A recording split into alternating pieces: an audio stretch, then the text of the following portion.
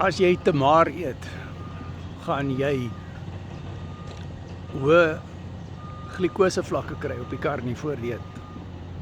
As jy verkeerde speserye eet, gaan jy hoë glikose vlakke kry op die karnivoor dieet. Jy gaan hoë urinesuur vlakke kry. Jy gaan 'n weight loss stol kry. As jy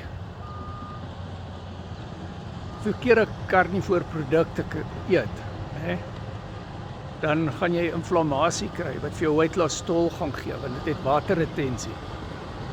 So wat ek voorstel is, doen 'n karnivoor keto word coaching sessie met my.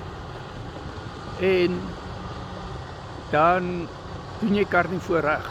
En as jy reeds 'n coaching vriend is of vriendin is, stuur asseblief jou bordfoto's deur.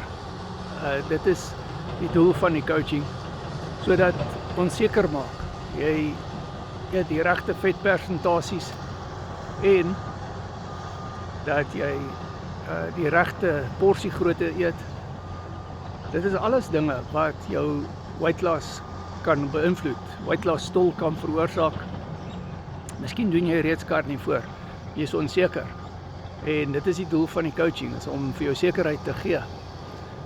So, ek lewer kommentaar op elke bordfoto wat ek kry as jy 'n coaching vriend is. Word 'n coaching vriend, ons maak unieke aanpassings volgens jou situasie. Ek coach al vir 6 jaar op die karnivoor dieet en ek is 7 jaar en 50 dae op die karnivoor dieet. Ek het my eie nie alkoholiese vetterige lewer omgekeer met die karnivoor dieet.